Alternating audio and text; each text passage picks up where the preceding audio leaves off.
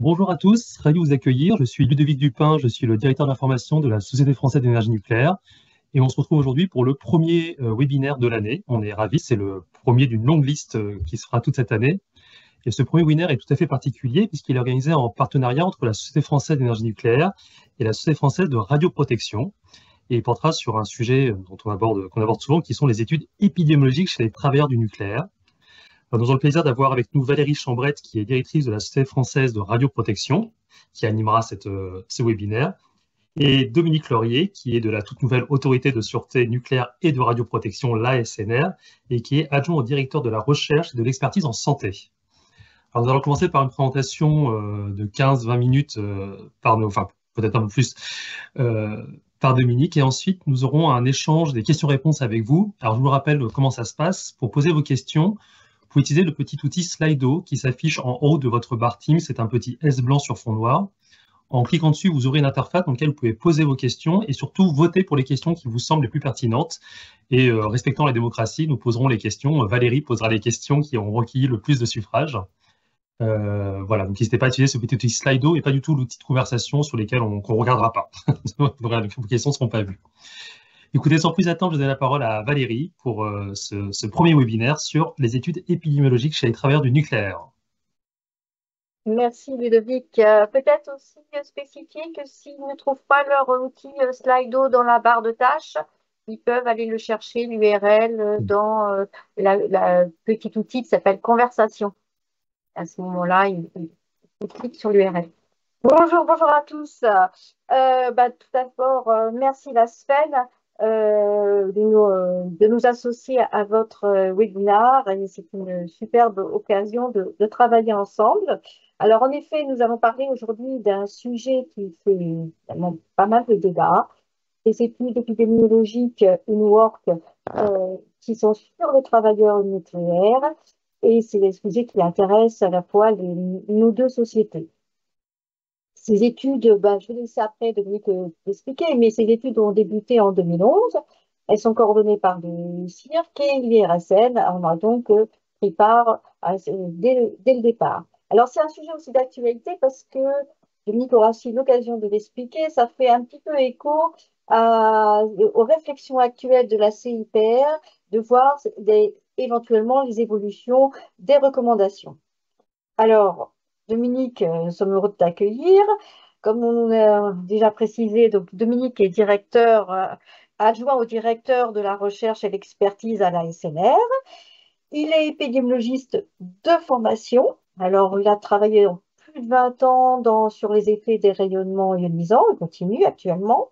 Et il est impliqué dans de nombreux groupes internationaux, dont la CIPR, l'UNSCARE, l'AEL. Et donc, il va pouvoir nous exposer ce sujet. Je crois que tu l'as plus limité à l'étude in-work et plus que l'autre stepline que tu as mis peut-être pour l'instant en parenthèse dans tes explications aujourd'hui. Et donc, je vais te passer la parole pour 20-30 minutes d'exposé. Et donc, n'hésitez pas, vous, internautes, à poser tout au long de la présentation les questions pour alimenter après ce débat que nous aurons après la présentation de Dominique. Merci Valérie, je vais partager mon écran. Donc voilà, tout d'abord, merci à la SFEN et à la SFRP pour cette invitation. Voilà, donc en effet, on va parler épidémiologie pendant 20 minutes et je vais détailler de façon plus particulière l'étude InWorks, qui est une étude internationale sur laquelle on travaille actuellement. Voilà. Donc, en préambule, avant d'attaquer sur les études travailleurs, je vais revenir sur le système de radioprotection. À quoi servent ces études sur les travailleurs et qu'est-ce qu'on en attend? En effet, le système de radioprotection actuellement, il est essentiellement basé pour ce qui est de l'évaluation des risques sanitaires aux faibles doses. Eh bien, il est basé sur les résultats de l'étude Lifespan Study des survivants japonais des bombes atomiques. Et c'est le cas depuis maintenant plusieurs dizaines d'années. Cependant, les survivants des bombardements de Hiroshima et Nagasaki ont été exposés au rayonnement ionisant de façon purement externe et dans une situation d'exposition avec un débit très très élevé, un débit flash en quelques instants. Alors que les situations d'exposition professionnelle, environnementale, qui sont considérées dans le système de radioprotection, ben, c'est souvent des expositions, dans la plupart des cas, des expositions prolongées à des débits de dose relativement faibles. Et la question se pose aujourd'hui, depuis de nombreuses années, de la validité finalement de l'utilisation des résultats dérivés d'expositions aiguës, donc des survivants des bombardements d'Hiroshima et Nagasaki, pour élaborer, pour supporter le système de radioprotection et élaborer les recommandations en radioprotection. Donc avant d'attaquer sur les études travailleurs, je vais revenir en 3 slides sur qu'est-ce qu'on sait finalement, c'est quoi les enseignements de cette étude, qui est une étude majeure pour le système de radioprotection, l'étude des survivants des bombardements d'Hiroshima et Nagasaki. Donc 2 bombes lâchées à la fin de la Seconde Guerre mondiale en 1945 sur une population qui incluait les 2 sexes, tous les âges, une exposition externe avec un débit de dose très élevé, comme je viens de le dire, et puis des doses qui varient de non exposées, de 0 dose jusqu'à plusieurs grés, corps entier pour certains individus.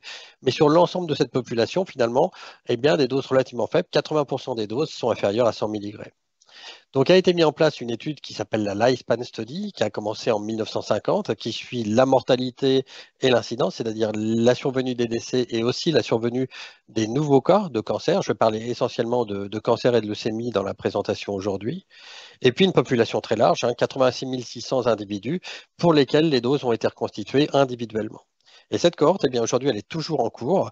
En 2003, la population, cette population intégrait 58% de personnes décédées, dû au vieillissement de cette population depuis 1945, et elle continue aujourd'hui. Et cette étude, elle a apporté énormément d'informations sur quels sont les cancers radio-induits, quelle est l'estimation de la relation dose-risque, quelle est la latence entre l'exposition et le risque, quel est l'effet de l'âge. Très schématiquement, si on regarde ce qu'on apprend en termes de relation dose-risque, c'est ce que je vais présenter aujourd'hui, eh bien ce graphe, il vous présente la relation entre la dose reçue par les individus, qui sont groupés en catégories de doses sur l'axe des X ici. C'est la dose au côlon, parce que le côlon, c'est un gros organe qui reflète tous les organes. Là, c'est pour les cancers solides. Et pour chacun de ces catégories de doses, eh bien, vous avez une estimation de ce qu'on appelle l'excès de risque relatif, c'est-à-dire l'augmentation relative par rapport au taux de base qui est reflété dans le modèle en tenant compte des variations en fonction du sexe, de l'âge et puis des années de naissance, de la cohorte de naissance. Donc pour chacune de ces catégories de doses, vous avez une estimation du risque relatif, de l'excès de risque relatif, et les barres verticales reflètent l'incertitude statistique associée à chacune de ces estimations. C'est ce que vous avez sur ce graphe ici, qui vous est présenté là, par exemple. Et vous voyez que plus cette barre est importante, plus l'incertitude statistique va être importante. Et on voit que l'incertitude statistique est plus élevée dans les doses élevées parce que les nombres de personnes et les nombres de décès dans ces groupes sont plus faibles, avec des incertitudes, des barres d'incertitude, d'intervalles de confiance qui sont plus faibles dans les faibles doses. Et à partir de ces observations dans les différents groupes de doses, eh bien, on va faire passer des modèles de relation dose-risque qui vous sont présentés ici par les différentes courbes. Et sur l'ensemble de la population, eh bien, l'excès de risque relatif par gré est de 0,42. La traduction, c'est que à chaque fois que la dose augmente d'un gré, on a une augmentation de 42% de la probabilité de survenue d'un cancer solide, c'est-à-dire un cancer de l'ensemble des organes. L'intervalle de confiance, il nous donne l'incertitude associée à cette pente de relation. Et on voit que l'intervalle de confiance ne contient pas la valeur 0. Et donc, on a bien une augmentation statistiquement significative. Sur 0 degré, on a possibilité d'un ajustement aux données qui est compatible avec un modèle linéaire ou linéaire quadratique. Et quand on restreint les doses, c'est-à-dire quand on enlève tous les individus ayant eu des doses élevées, supérieures à 150 mg, ce qui est ici, eh bien, on a toujours une relation statistiquement significative. C'est-à-dire en prenant seulement les individus les moins exposés, entre 0 et 150 mg, eh bien, on a une relation statistiquement significative pour l'ensemble des cancers solides. Donc vraiment très rapidement sur cette étude-là, pourquoi c'est l'étude majeure dans le domaine? Eh bien, c'est parce que cette étude elle a montré un risque radio-induit démontré pour l'ensemble des cancers solides, mais aussi pour certains par site de cancer, pour le cancer du sein, pour le poumon, pour la thyroïde, pour plus d'une vingtaine de cancers au total. Les excès sont persistants encore aujourd'hui, 60 ans après les bombardements. C'est une relation qui est compatible avec un modèle linéaire ou linéaire quadratique, en particulier pour les leucémies, un linéaire quadratique est préféré. Il y a bien une augmentation du risque de cancer solide, de la probabilité de survenue de cancer solide et de leucémie avec l'augmentation de la dose, avec une latence qui varie, donc une latence, un délai entre l'exposition et la survenue, l'observation d'une augmentation du risque, qui varie de quelques années pour les leucémies jusqu'à plusieurs décennies pour certains cancers solides. Le risque par unité de dose varie avec l'âge à l'exposition, avec l'âge atteint. Je ne vais pas rentrer dans les détails, mais on est capable à partir de cette étude de voir les variations du risque en fonction du sexe, en fonction de l'âge, en fonction du délai depuis l'exposition. Et tous ces résultats-là, eh bien, ne montrent pas aujourd'hui d'évidence d'un seuil en dessous duquel on pourrait dire qu'on est sûr qu'il n'y a pas d'augmentation du risque de cancer. Mais attention, il y a toujours de larges incertitudes en dessous de 100 mg.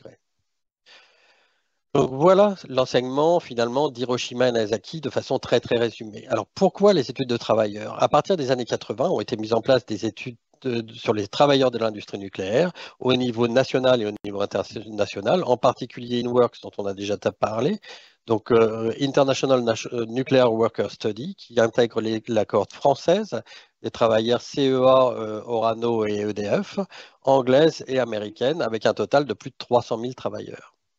Et l'objectif de cette étude-là, eh bien, c'est vraiment d'étudier le risque de cancer et de maladies non cancéreuses après des expositions répétées à de faibles doses de rayonnement délivrées à faible débit de dose sur des longues périodes. C'est-à-dire de venir complémenter ce qu'on sait de l'étude d'Hiroshima et Nagasaki pour une situation d'exposition qui est beaucoup plus proche de celle qui nous intéresse pour le système de radioprotection. Et plus précisément, les questions, c'est quelle est la relation dose-risque entre les doses cumulées par les travailleurs du nucléaire et la mortalité par cancer solide et par leucémie? Quelle est la relation dose-risque et est-ce que cette relation dose-risque s'éloigne beaucoup ou est-ce qu'elle est finalement proche de celle qui est dérivée des survivants d'Hiroshima et Nagasaki et qui, encore une fois, est la base principale du système de radioprotection aujourd'hui? Et finalement, quel est l'apport de ces résultats donc, sur les travailleurs par rapport au système de radioprotection? Voilà, donc je vais vous parler essentiellement d'une étude, l'étude INWORKS, qui correspond à la demande initiale. Donc l'étude INWORKS, comme je l'ai déjà dit, c'est la combinaison de 3 études qui existaient au préalable en France, aux États-Unis et en Angleterre, pour un total de 309 000 travailleurs, et avec tout un travail de vérification de la cohérence, de la qualité des données et de la complémentarité finalement des 3 études. Donc, c'est des travailleurs qui ont été employés au moins 1 an et tous ont été contrôlés individuellement, c'est-à-dire que tous ont porté un dosimètre pour l'exposition externe au rayonnement ionisant. La durée moyenne, ce qui vous est présenté dans le tableau juste en dessous, la durée moyenne d'emploi, c'est 15 ans. L'âge à la fin du suivi, c'est 66 ans, qui est un âge pour lequel eh bien, la survenue des cancers est probable, voilà, mais c'est encore un peu jeune pour voir tout le spectre finalement d'expression du risque de cancer au sein de cette population. La durée de moyenne de suivi est de 34 ans, donc c'est suffisant pour être capable de mettre en évidence une relation avec des cancers solides, même pour ceux pour lesquels le délai de latence est important. La taille de la cohorte est de plus de 10 millions d'années de suivi. La dose moyenne cumulée chez ces travailleurs est de l'ordre de 20 millisieverts. Et les nombres de cancers, eh bien, 103 000 décès, donc un tiers de la cohorte, et 28 000 décès par cancer solide et 770 leucémies. Donc c'est une étude purement de mortalité parce que c'est la seule information qu'on peut avoir sur un suivi pour des individus qui ont commencé jusqu'à partir de la fin des années 40, début des années 50. En termes de résultats, voilà ce que ça donne. Donc je vais parler essentiellement des cancers solides. Ici, on a un excès de risque relatif par Gray, donc la même estimation que celle que je vous ai présentée sur Hiroshima et Nagasaki tout à l'heure, c'est-à-dire une augmentation de 52% du risque à chaque fois que la dose augmente d'1 Gray. Sachant que là, on est à des doses nettement inférieures au Gray. On voit que les estimations sont assez similaires quand on s'intéresse à tous les cancers ou quand on enlève le poumon étant un cancérigène majeur bien connu. Graphiquement, ça se représente comme ça. Donc, on a à nouveau ces points et ces barres verticales qui reflètent l'estimation dans différentes catégories, ce coup-ci de doses cumulées chez les travailleurs. Et puis, par ces études-là, par ces différentes observations, eh bien, on va faire passer un modèle de risque qui est un modèle linéaire. Donc, on a essayé différents types de modèles et le modèle linéaire est celui qui s'adapte le mieux. C'est-à-dire qu'en fait, un modèle plus compliqué finalement n'améliore pas de façon significative l'ajustement donné, même si on voit graphiquement une indication d'une courbure, c'est-à-dire finalement une pente plus importante aux faibles doses et quelque chose qui devient plus plat dans les expositions plus importantes.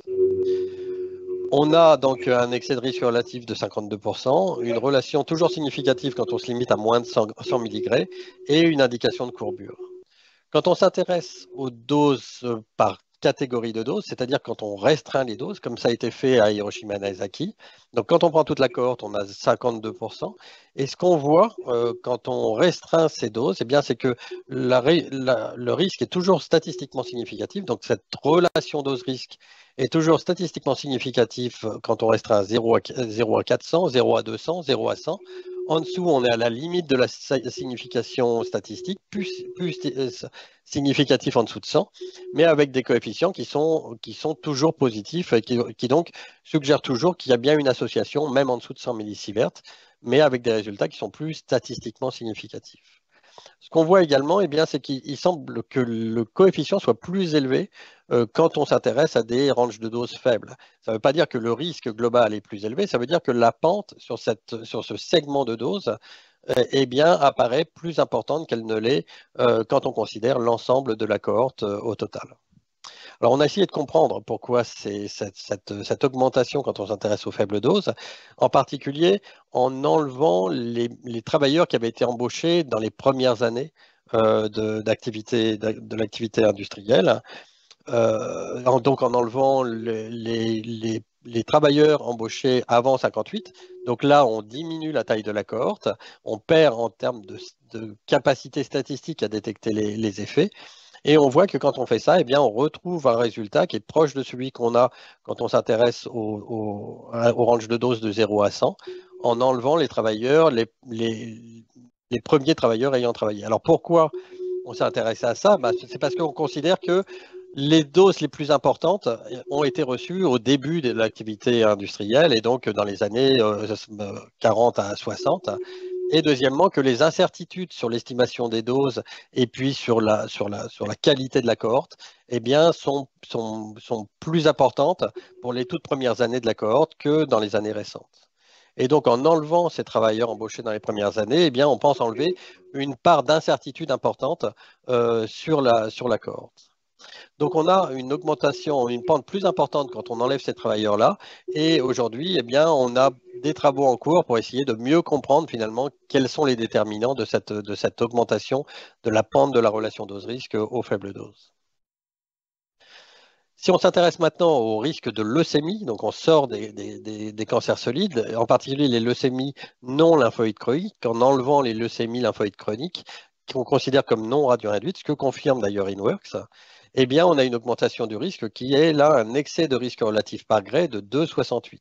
Donc là, à nouveau, c'est la pente de la relation dose-risque, mais on voit que cette valeur, elle est beaucoup plus élevée que celle qu'on a pour les cancers solides, qui était de 0,5 à peu près, alors que là, on a une augmentation de l'ordre de 260% du risque de leucémie à chaque fois qu'on augmente d'un gré. Voilà, et ça, c'est connu, c'est ce qu'on retrouve aussi dans les survivants d'Hiroshima et Nagasaki, c'est-à-dire que la force de l'association est beaucoup plus importante pour les leucémies que pour les cancers solides. Là aussi, on a quelque chose de statistiquement significatif. Je ne vais pas rentrer dans les détails de toutes les lignes. Un résultat intéressant, c'est qu'on a aujourd'hui aussi une association positive pour les myélomes multiples en termes d'association, donc dans la cohorte INWORKS, entre l'exposition cumulée au rayonnement et puis la probabilité de survenue de myélomes multiples. Graphiquement, à nouveau, c'est ce qui vous est présenté ici, donc qui a été publié dans un papier dans un article en 2024, il y a quelques mois maintenant. Donc là, on s'intéresse au risque de leucémie hors leucémie lymphoïde chronique. On retrouve nos estimations par catégorie de doses cumulées avec leurs intervalles de confiance et le modèle de relation dose-risque qu'on peut faire passer à partir de ces observations. Et l'excès de risque relatif, comme je l'ai déjà dit, est de 2,68. Et on a testé différents types de modèles, etc. Et on n'a pas d'indication d'écart à la linéarité, pas de suggestion d'un modèle linéaire quadratique, donc qui serait avec une pente plus forte qu'un modèle linéaire, comme c'est observé chez les survivants d'Hiroshima et Nagasaki. On a refait les mêmes exercices de restriction des doses. Donc, quand on prend l'ensemble de la cohorte, on a un coefficient à 2,66 qui est statistiquement significatif. Quand on restreint à 0,300 mg, on a quelque chose qui est très proche et toujours statistiquement significatif. Par contre, quand on descend en dessous de 300 mg, eh bien, on a toujours une pente importante, sauf quand on descend vraiment aux très faibles doses, avec des résultats qui ne sont plus statistiquement significatifs. Donc aujourd'hui, on est capable de détecter une association pour le risque de leucémie associé à l'exposition cumulée sur l'ensemble de la durée de travail chez les travailleurs de l'industrie nucléaire sur un range de 0 à 300 mg pour les leucémies hors leucémie lymphoïde chronique. On a également fait l'exercice de regarder ce qui se passe pour la relation dose-risque leucémie quand on exclut les premières années, avant 58, avant 65. Et là, de façon très différente de ce qu'on a pour les cancers solides, eh bien, on a un excès de risque relatif qui reste tout à fait similaire quand on considère les travailleurs exposés dans les premières années ou les travailleurs ayant travaillé après. Voilà, alors tous ces résultats que je vous présente, eh bien, c'est des pentes de relation dose-risque. C'est ça le résultat qu'on estime à partir d'une étude épidémiologique comme INWORKS, comme les survivants d'Hiroshima et Nagasaki. C'est très difficile d'interpréter finalement ce que ça veut dire pour une population donnée. Donc, à partir de cette relation dose-risque, eh bien, ce qu'on peut faire pour mieux interpréter, pour aider l'interprétation du risque, c'est calculer le risque attribuable, c'est-à-dire le nombre de cas qu'on peut attribuer dans une population donnée si cette relation dose-risque est bien une relation causale. Et donc là, je reprends cette estimation de risque attribuable sur 1000 travailleurs qui auraient les mêmes caractéristiques que la cohorte INWORKS, donc même âge, même durée de suivi, même âge à la fin du suivi, et puis un suivi pendant 35 ans. Et bien sur une population de 1000 travailleurs ayant les caractéristiques d'INWORKS, eh bien je m'attends à avoir, sur la même durée de suivi, 334 décès. Sur ces 334 décès, je m'attends à en avoir 91, soit par cancer solide ou par leucémie. Là, on a combiné les résultats des deux publications. Pas du fait des rayonnements ionisants, mais parce que les cancers surviennent de façon spontanée dans les populations, que ce soit des travailleurs ou que ce soit la population générale, bien sûr. Et au sein de ces 91 cancers solides et leucémies, eh bien, par calcul, en considérant les relations dose-risque que je viens de vous présenter là sur l'ensemble de la cohorte, eh bien, on peut estimer qu'un cas est attribuable à l'exposition au rayonnement ionisant. Autrement dit, on peut s'attendre à ce que si la même population qu'INWORKS sans exposition au rayonnement ionisant du tout, eh bien, on s'attendrait à ce qu'il y ait un cas de cancer observé dans cette population qui ne soit pas présent. Voilà, donc cette différence, elle est faible d'un point de vue épidémiologique, c'est-à-dire que, eh bien, pour atteindre un niveau de risque attribuable de ce niveau-là, eh bien, il a fallu une population de plus de 300 000 travailleurs suivis pendant 35 ans. Voilà l'estimation d'interprétation du risque qu'on peut fournir à partir de ces résultats-là. Donc, en synthèse des résultats d'INWORKS, si on reprend ce que je viens de présenter, s'il y a les messages à conserver, eh bien, c'est qu'on a bien une relation dose-risque observée pour la mortalité due au cancer solide associée à une exposition prolongée au rayonnement ionisant. Cette relation est significative lorsqu'on considère des doses comprises entre 0 et 100 mg, c'est-à-dire que quand on prend seulement les doses cumulées entre 0 et 100 chez ces travailleurs, on continue à avoir une relation statistiquement significative. Et on a une observation d'un effet de la période d'embauche qui est plus important que ce qu'on attendait. Et il y a des calculs en cours actuellement pour approfondir et identifier les explications possibles de cette observation. Pour les hémopathies malignes, eh bien, on a également une relation dose-risque significative pour les leucémies hors leucémie lymphoïde chronique. Et cette relation reste significative quand on restreint les doses entre 0 et 300 mg.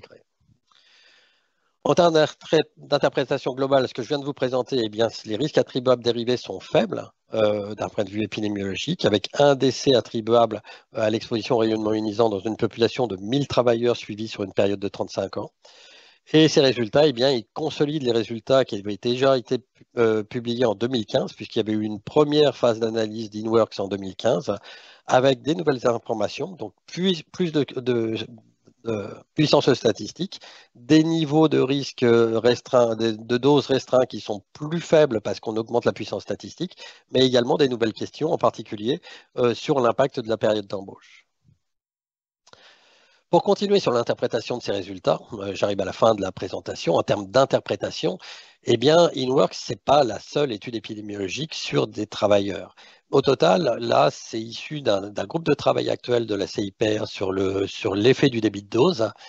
Eh bien, on peut recenser aujourd'hui, dans les 20 dernières années, des publications sur plus d'une vingtaine d'études de travailleurs. InWorks vous a présenté ici, au milieu. On voit que la caractéristique d'InWorks, ce n'est pas de donner un risque plus élevé ou plus faible. Finalement, on a des ranges avec des valeurs beaucoup plus élevées et des valeurs voire négatives, de pente négative. Par contre, il faut également regarder les intervalles de confiance ici, avec beaucoup de valeurs qui intègrent la valeur 0, donc non statistiquement significatives, parce qu'il y a certaines des études qui portent sur des effectifs très très faibles et qui sont finalement très peu capables d'identifier une relation dose-risque ou de la quantifier précisément par manque de puissance statistique. Donc, ce qu'on voit, c'est que InWorks, bien, en termes d'effectifs, en termes de puissance statistique, est de loin la cohorte la plus importante.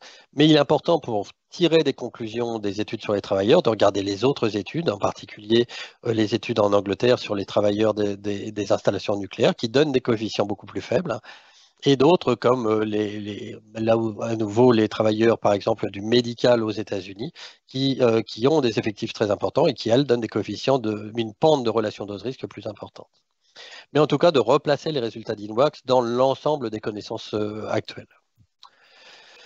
Si on veut comparer les résultats des publications récentes, donc là, c'est toutes les publications récentes, on retrouve dans les 3 premières colonnes Celtine, la cohorte française, donc les travailleurs du CEA, de Orano et d'EDF, l'étude anglaise et puis l'étude américaine, les 3 études, pas tout à fait avec le même périmètre que ce qui est intégré dans InWorks, mais des publications très récentes sur ces estimations-là. On a InWorks en 4e colonne ici.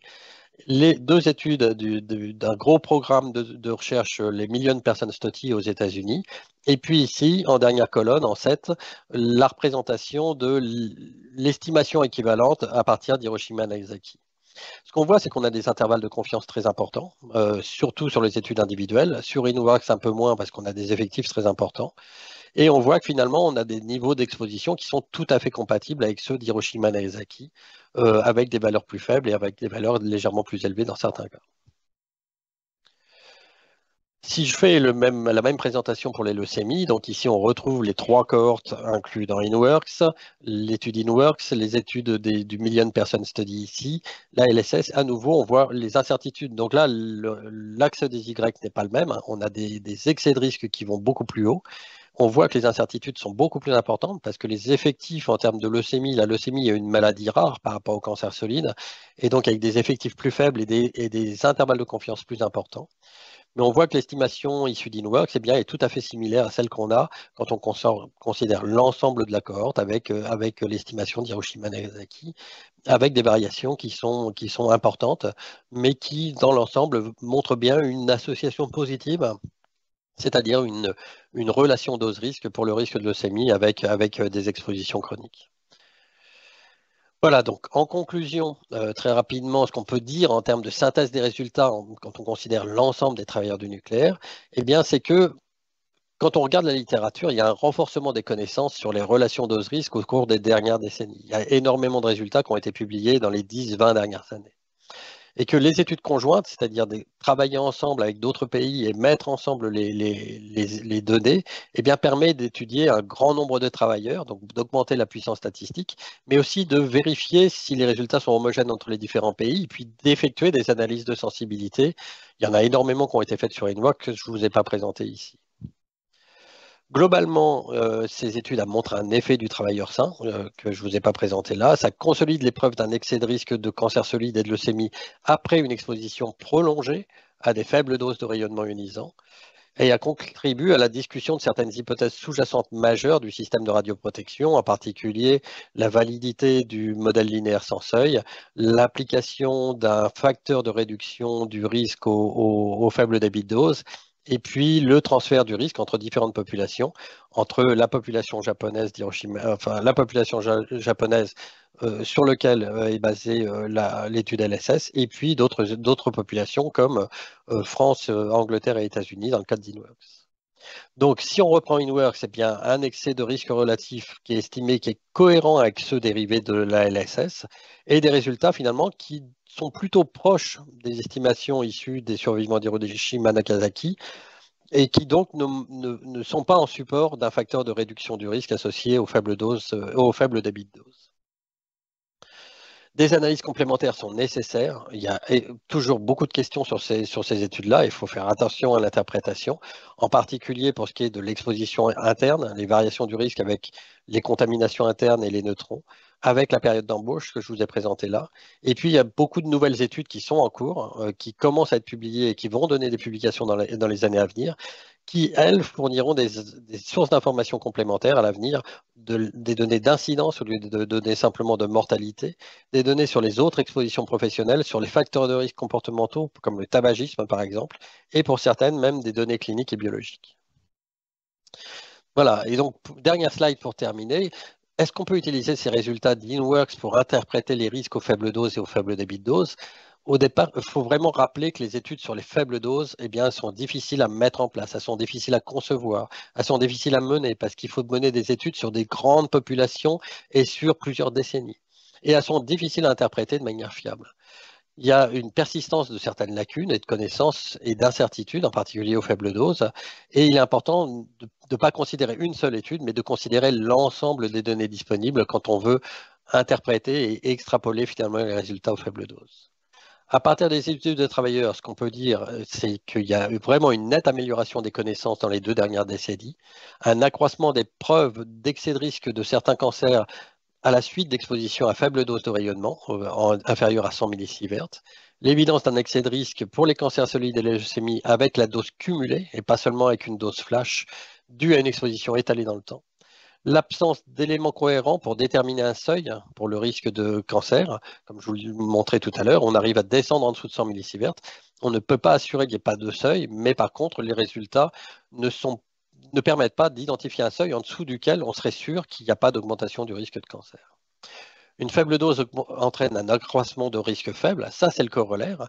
C'est-à-dire qu'aujourd'hui, on est plus sûr qu'il y a bien une augmentation du risque associée à des expositions chroniques, mais on est aussi plus sûr que des faibles doses entraînent vraiment un risque faible et que des très faibles doses vont entraîner un risque très faible.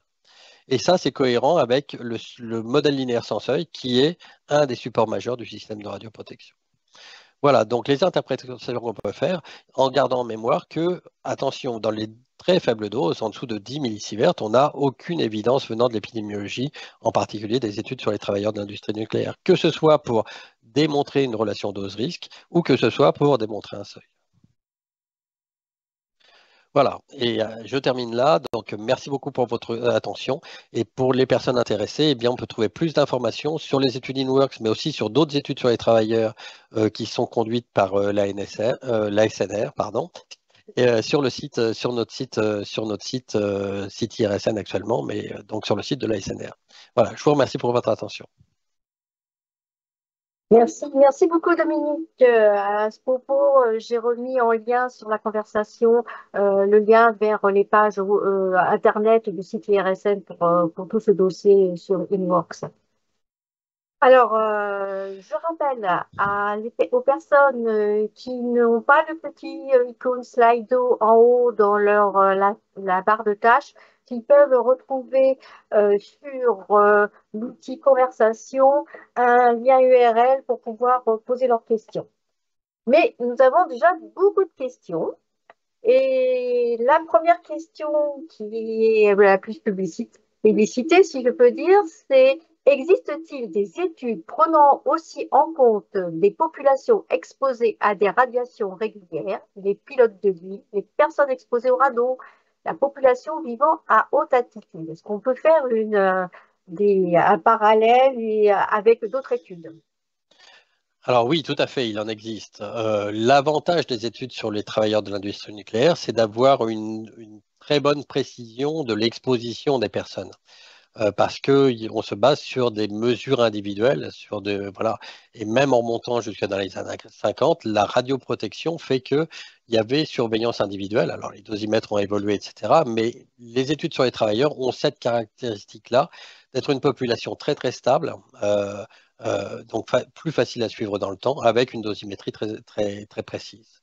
Après, en effet, il y a d'autres études. Donc, il y a des études sur le radon, c'est ce qui a été dit dans la question, tout à fait, qui montrent une augmentation du risque de cancer du poumon, uniquement aujourd'hui associé à une exposition au radon chez les mineurs et également en population générale, avec le radon domestique. Il y a des études sur des expositions environnementales, en particulier dans l'Oural, pour des populations qui vivaient à côté au bord de la rivière Techa, qui a été contaminée par des radionucléides venant des activités de l'usine de Mayak. Il y a d'autres études sur de la radioactivité naturelle dans le Kerala et dans le Yangyang en particulier en Chine, qui, elles, ne montrent pas d'association avec l'exposition au rayonnement ionisant, mais on considère que les qualités en termes d'épidémiologie, de qualité de données, sont faibles pour pouvoir démontrer une association associée à de la radioactivité naturelle. Il y a des études sur d'autres types de travailleurs que l'industrie nucléaire. Il y en a certaines qui étaient listées dans mon tableau d'une vingtaine d'études. Là, sur le personnel médical, il y a des études qui sont en développement et certaines qui sont déjà existantes. Sur les pilotes, en effet. Et en France, à la SNR, eh bien, on a une étude sur les pilotes qui est en cours, en collaboration avec Air France, qui devrait permettre les premières analyses dans les 5 années qui viennent, je pense. Et on a des études également sur d'autres travailleurs, comme les travailleurs du cycle d'industrie nucléaire, pour lesquels on retourne dans les dossiers médicaux, en collaboration avec Orano, et pour lesquels on arrive à avoir des informations sur les contaminations, mais également sur certains facteurs comme le tabagisme ou des bilans médicaux. Donc des données plus riches, mais sur une cohorte beaucoup plus petite de 14 000 personnes. Donc oui, tout à fait, il y a beaucoup d'études. Et puis, comme je le mettais dans mes slides, il y a beaucoup d'études qui ont démarré dans les 10 dernières années, dont le suivi ne permet pas encore des analyses comme celles que j'ai présentées, mais qui, dans les années à venir, devraient fournir des résultats complémentaires sur des expositions chroniques à faible débit de dose, et j'espère avec des informations complémentaires par rapport à celles dont on dispose dans Inworks. Très bien, on avance parce qu'on a beaucoup de questions et il nous reste plus qu'un petit quart d'heure, vu comme tu es bavard, mais toujours intéressant. Est-ce qu'il existe une variabilité génétique intrinsèque qui pourrait modifier la sensibilité aux radiations dans les populations? Alors, ça aussi, c'est une très bonne question. Ce n'est pas une question qui se limite aux travailleurs de l'industrie nucléaire, c'est une question qui se pose plus généralement sur quelles sont les variations individuelles du risque associé à une exposition au rayonnement ionisant. Il y a différents groupes qui sont en cours. En particulier, il y a un groupe de la CIPR qui s'est intéressé précisément à cette thématique-là, le rapport devrait être validé durant le premier semestre de 2025 et donc faire l'objet d'une consultation publique. Donc, je vous invite tous à revenir quand ce rapport sera en consultation publique, à regarder. Les résultats, dans les grandes lignes, c'est que oui, il y a des susceptibilités individuelles génétiques, mais qui ont peu d'impact finalement pour l'ensemble de la population.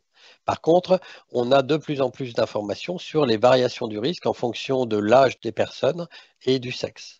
Et peut-être que cette prise en compte de variations en fonction de l'âge et du sexe pourrait être mieux considérée finalement dans la construction du système de radioprotection dans les années à venir. Très bien. Alors après, des internautes qui ont fait un petit calcul. Alors, un cancer radio-induit mortel pour 1000 travailleurs, c'est le petit point rouge que tu nous as montré. Ça semble quand même énorme. Sur 125 000 travailleurs du nucléaire, en France, ça fait 125 morts. Donc, est-ce qu'on voit vraiment ces 125 morts? C'est un peu... Alors, c'est à la fois très faible. Moi, je disais que c'était un risque attribuable très faible parce qu'on atteint vraiment les limites des calculs épidémiologiques. C'est-à-dire qu'encore une fois, pour démontrer ces risques, il a fallu 300 000 personnes. Donc moi, mon point de vue, c'est que c'est des risques très faibles. Associés à des doses faibles, c'est des risques très faibles. Un risque attribuable de 1 sur 1 millier de personnes, c'est quelque chose qui est un risque très faible. Après, je comprends que d'un point de vue radioprotection et perception, ça puisse être différent. Mais là, je me place vraiment sur un niveau épidémiologique statistique. L'estimation la démonstration de ces cancers, non, on n'est pas capable de les observer dans la population. C'est-à-dire qu'aujourd'hui, on considère que ces cancers en plus, eh bien, ils ne sont pas différents des cancers qui surviennent spontanément dans cette population. Et donc, cette estimation du nombre de cas qui a été faite par calcul, là, eh bien, elle est à mettre en perspective aussi avec le nombre de cancers spontanés qu'on aura dans cette même population. Et donc, le côté relatif est à garder en tête. Et ce qu'on peut dire, c'est que assurer que le risque radio-réduit chez les travailleurs est de 0, la réponse est non. Par contre, c'est à replacer parmi, est-ce que tous les cancers qui surviennent parmi les travailleurs exposés aux rayonnements ionisants sont induits par les rayonnements ionisants? La réponse est non, loin de là. Après, c'est des questions plus sociales, comment on dit, de perception du risque et puis de tolérabilité finalement du risque dans une population, que ce soit pour le public ou que ce soit pour les travailleurs. L'autre point que je peux dire, c'est que en fait, c'est pas très différent de ce qu'on aurait si on appliquait les modèles des survivants d'Hiroshima et Nagasaki. C'est-à-dire que là, on a des coefficients qui sont très proches de ceux qu'on a à Hiroshima et Nagasaki. Si on fait le même calcul en utilisant les modèles Hiroshima et Nagasaki, on va avoir grosso modo la même conclusion. Ce 1 pour un millier, là, finalement, c'est déjà l'estimation qu'on peut faire à partir des modèles qui sont ceux qui sont utilisés dans le système de radioprotection actuel. Il n'y a pas un changement phénoménal en termes de quantification. Par contre, là, on a une observation directement sur une population exposée de façon chronique, au lieu d'avoir une extrapolation à partir d'une population qui a été exposée de façon flash. Tout à fait. Alors, une autre question, tu nous as expliqué qu'il y avait aussi des autres études qui avaient été faites pour des autres travailleurs, mais un peu plus loin dans le résultat. Est-ce que ce qui est mesuré pour les travailleurs nucléaires peut donner des indications sur l'exposition des citoyens au nucléaire de proximité? La personne pense plus particulièrement au médical. Est-ce que ça va nous donner aussi des indications, des pistes à suivre sur ces études pour eux? En tout cas, ça complète les connaissances qu'on a sur les effets des faibles doses et sur les effets d'exposition chronique. Mais je pense que pour l'interprétation des risques sur les expositions médicales, par exemple, on a aujourd'hui des études qui portent directement sur des patients enfants, comme par exemple les enfants qui ont eu des scanners durant l'enfance. Donc on a d'autres types d'études et d'autres études qui correspondent peut-être plus à différentes situations d'exposition et pour lesquelles eh bien, il est certainement préférable d'utiliser ces données-là pour l'extrapoler à une situation d'exposition en particulier. Et pour revenir à la question qui était des très très faibles doses, c'est le bémol que je mettais dans ma dernière slide. Attention, aux très très faibles doses, on n'a pas d'observation des risques. Donc on peut, en faisant certaines hypothèses d'additivité des doses, d'hypothèses de relations sans seuil, d'absence de seuil, on peut faire certains calculs, mais là, c'est des choses qui sont vraiment de l'extrapolation. Et dans ce cas-là, eh bien, mon conseil serait plutôt de considérer l'ensemble des données disponibles, les survivants d'Hiroshima et Nagasaki, les études médicales, les études travailleurs, pour consolider finalement ces estimations aux faibles doses. OK. Euh, il existe, alors, existe-t-il, ou il en existe, tu nous en as parlé un petit peu, des études épidémiologiques en Chine ou en Inde où l'on peut imaginer que les règles de radioprotection sont très différentes des règles occidentales? Alors, est-ce qu'il y a des résultats aussi au niveau, les résultats des études donnent des choses différentes? Alors oui, c'est ce que je disais tout à l'heure. Il y a deux zones qui sont considérées comme des high background radiation area, donc des zones de radioactivité naturelle élevée. En particulier, il y en a plusieurs dans le monde, mais il y en a deux qui ont fait l'objet d'études épidémiologiques de grande taille, plusieurs dizaines de milliers de personnes. dans le Kerala, donc c'est dans le sud-ouest de l'Inde, et puis dans le Yangyang, qui est dans le sud de la Chine. Voilà. Et donc ces études ne montrent pas d'association avec le risque de cancer. C'est des études qui portent essentiellement sur les adultes et aujourd'hui, elles ne démontrent pas d'association avec le risque de cancer. Maintenant, moi j'étais il y a 2 mois maintenant dans le Yangyang justement avec un groupe de chercheurs d'épidémiologistes chinois et voilà, donc c'est certainement des études qui peuvent fournir des résultats très intéressants et qui mériteraient d'être consolidées et renforcées. Maintenant, la qualité des données, des études qui ont été publiées jusqu'à aujourd'hui, eh bien, n'ont pas une qualité suffisante pour être capable de démontrer une association si réellement elle existe. Alors, j'en ai une autre. Est-ce que le niveau de dose reçu par les travailleurs du nucléaire est stable dans le temps? Ou est-ce que les nouveaux réacteurs, les installations du cycle diminuent ces doses significativement? Donc ça également, c'est une très, très bonne question. En effet, les niveaux d'exposition des travailleurs ont énormément changé dans le temps. Les niveaux d'exposition, là, dans InWorks, on a des travailleurs qui ont des doses qui varient entre 0 jusqu'à plusieurs centaines de millisieverts ou de milligrammes à un organe. Mais les travailleurs qui ont pu cumuler plusieurs centaines de millisieverts, c'est des travailleurs qui ont travaillé au début de l'industrie nucléaire. Et en fait, grâce à la radioprotection et à l'amélioration de la radioprotection, on est passé à des niveaux d'exposition qui aujourd'hui sont beaucoup plus faibles que ceux qui sont considérés dans InWorks. Voilà. On a des niveaux d'exposition aujourd'hui qui sont inférieurs à 1 millisievert par an chez les travailleurs et donc des niveaux qui sont plus faibles que ceux qu'on considère dans InWorks. Voilà, donc oui, la radioprotection a anticipé finalement ces risques. On a des niveaux de contrôle et de radioprotection aujourd'hui qui sont beaucoup plus efficaces finalement avec des niveaux de dose qui sont vraiment beaucoup plus faibles que ceux qu'on avait il y a quelques dizaines d'années ou au début de l'industrie nucléaire dans les années 50-60. Il y a un rapport qui est fait par la SNR tous les ans et qui retrace ça et qui montre bien cette évolution temporelle de diminution de la dose, à la fois de la dose collective et de la dose individuelle. Alors, une compréhension, je pense, une question pour mieux comprendre encore ce qu'est l'excès de risque. Alors, il s'agit d'un excès de risque par rapport à une référence. Mais comment est prise la référence? Quelle population et quel est son nombre? Quel mode de vie? Quelle localisation géographique?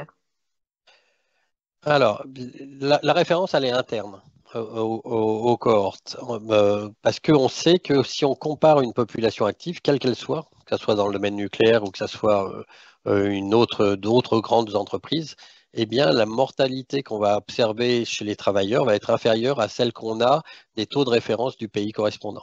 C'est le cas dans la cohorte française, par exemple, qui s'appelle Celtine, que j'avais prévu de présenter, mais clairement, j'ai déjà été long.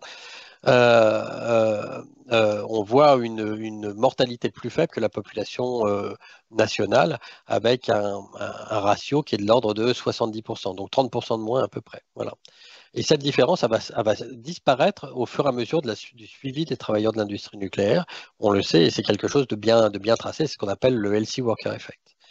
Donc pour cette raison, eh bien, toutes les analyses que j'ai présentées là sont faites en interne à la cohorte. C'est-à-dire que finalement, on a besoin d'un groupe non exposé important et c'est lui qui va fournir la référence. Voilà. Donc cette modélisation du risque de base, elle est faite sur l'ensemble des groupes de doses, mais elle reflète finalement le risque et la variation du risque en fonction du sexe, en fonction de l'âge, en fonction de l'année de naissance, de la cohorte, on appelle ça, en fonction des caractéristiques socio-économiques, donc de la classification professionnelle. Eh bien, tous ces facteurs-là sont pris en compte pour tenir compte finalement des variations dont on sait qu'elles existent avec l'âge, le sexe, les catégories socio-professionnelles. Et cette modélisation du taux de base, elle est faite en interne à la cohorte. Voilà. Dans les graphes que j'ai proposés, finalement, c'est pour ça que dans les groupes non exposés, donc à la gauche de mes axes de mes graphes, eh bien, on se retrouve avec un excès de risque relatif qui est proche de 0, et ce qui correspond au risque chez les non exposés. Donc c'est comme ça qu'on modélise le risque finalement non associé à la radioactivité. Et après, ce qu'on regarde, c'est est-ce qu'il y a augmentation du risque observé par rapport à celui qu'on attend, tenant compte de toutes ces variations dans notre euh, risque de base, mais qui est modélisé à partir de personnes qui sont de la même cohorte. Voilà. Donc on n'introduit pas de biais avec un groupe témoin qui pourrait être trop différent quand on veut estimer des risques aussi faibles. Alors, une question optimiste, si je peux dire. Y a-t-il des effets positifs par ailleurs? Est-ce que l'étude s'est penchée sur la durée de vie et pas que sur un type de maladie tel que le cancer? Les faibles doses pourraient stimuler le système immunitaire, crois-tu quoi? Alors, les données que je présente là n'ont aucune capacité à apporter des informations sur quels sont les mécanismes biologiques. Donc, c'est des résultats épidémiologiques qui doivent être considérés en plus de ce qu'on sait sur les mécanismes biologiques. Voilà. Les études épidémiologiques, par contre, là, ce que j'ai présenté, je me suis limité au cancer et aux leucémies. Mais quand on suit l'étude INWORKS ou quand on suit l'étude CELTIN en France, on s'intéresse à toutes les causes de décès. Et donc, on est capable de regarder également les variations pour des maladies cardiovasculaires ou pour des maladies neurodégénératives. Donc, c'est des questions qui sont aujourd'hui ouvertes. Est-ce que pardon, l'exposition au rayonnement, qu'elle soit cumulée ou aiguë, cumulée dans le temps ou aiguë, peut entraîner des maladies autres que les cancers en termes de pathologie. En termes d'effets bénéfiques, c'est beaucoup plus difficile. Là, je pense qu'il faut vraiment regarder au niveau biologique. Et en effet, la question de l'effet des rayonnements ionisants au niveau biologique sur le système cardiovasculaire, sur le système nerveux central ou sur le système immunitaire sont des sujets d'intérêt actuellement. L'UNSCARE, qui est le groupe d'experts sur les effets des rayonnements ionisants des Nations Unies, a actuellement un groupe sur les effets biologiques et sanitaires reliés au système cardiovasculaire, un autre sur les effets neuro, et en effet, il y en a un qui va démarrer l'année prochaine sur le système immunitaire.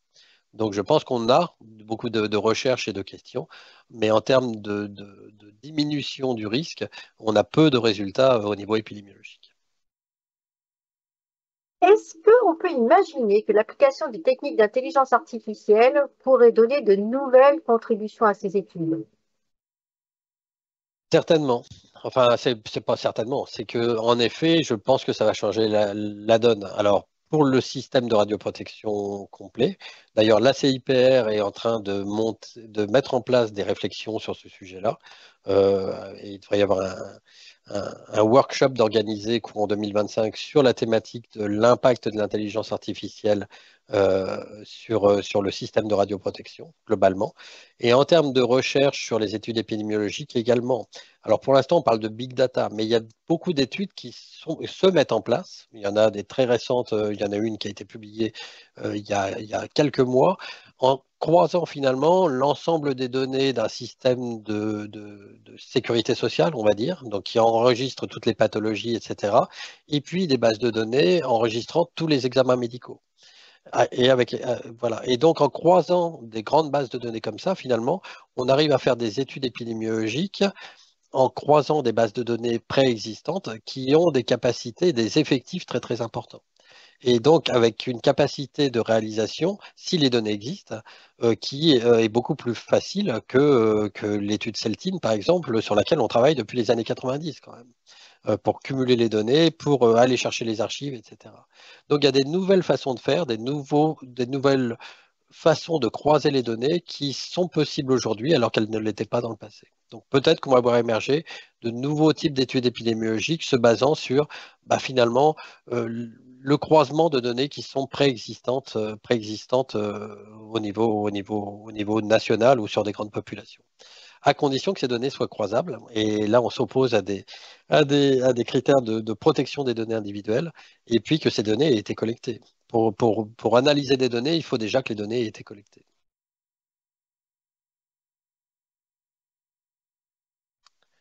Valérie, je ne t'entends plus. Je pense que tu es... Oui, mon micro était coupé, excusez-moi. Oui, il reste, nous n'avons plus qu'une seule minute, hein. Il reste pas mal de questions. Dominique reste bien sûr ouvert que vous lui posiez des questions par mail, hein, s'il y a vraiment des petites questions qui vous taraudent dans tout ça. On a aussi une question un peu différente. Cette étude sert-elle aussi aussi belle pour l'indemnisation des victimes des essais nucléaires français? Que je pense compliqué. Tout un débat. Alors, directement, l'étude InWorks, non. Par contre, les connaissances qu'on a sur les risques de pathologie radio-induite et de cancer radio-induit en particulier, oui. Je parlais de Lunscare tout à l'heure, le groupe des experts sur les effets des rayonnements ionisants des Nations Unies. Il termine actuellement une revue de l'ensemble des connaissances sur l'épidémiologie des risques de cancer associés aux rayonnements ionisants. Donc en considérant les études sur les travailleurs, mais l'ensemble des études dont on a parlé ce matin, là, les survivants d'Hiroshima et Nagasaki, les études médicales, les études sur les expositions naturelles, etc. Et ce type de synthèse, tout à fait, sera utilisé pour la prise en compte de qu'est-ce qu'on sait finalement des effets des rayonnements ionisants, et donc dans différentes situations d'exposition. Donc là, pour les expositions dans le Pacifique, on parle d'études d'exposition qui sont très faibles dans la grande majorité des cas. Donc il faut faire très attention à l'interprétation qu'on fait de ces données-là. Mais ces synthèses internationales de l'ensemble de la littérature sont bien sûr une des bases, une des sources qui doivent être prises en compte dans ce genre de système.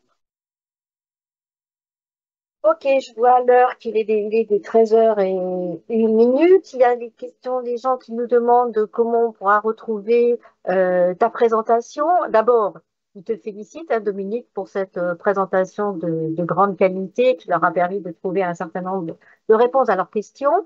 Alors, pour ce qui est de disposer des slides, nous, côté SFRP, on pourra les mettre sur le site de la SFRP, hein, comme dans la partie rubrique manifestation.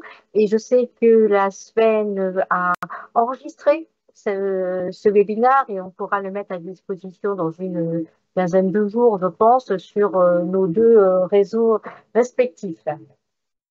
Voilà, je pense que Ludovic va conclure peut-être. Et en effet, avec plaisir, Valérie. Ben, merci beaucoup, Dominique. Merci beaucoup, Valérie, c'était passionnant et les questions étaient très, très riches. Effectivement, comme le disait Valérie, vous retrouverez l'ensemble de ce webinaire sur la chaîne YouTube de la Sven, donc d'ici quelques jours, avec tous les slides et tous nos échanges. Et on vous remercie. On vous souhaite à tous une très bonne journée. À bientôt. Au revoir. Merci beaucoup.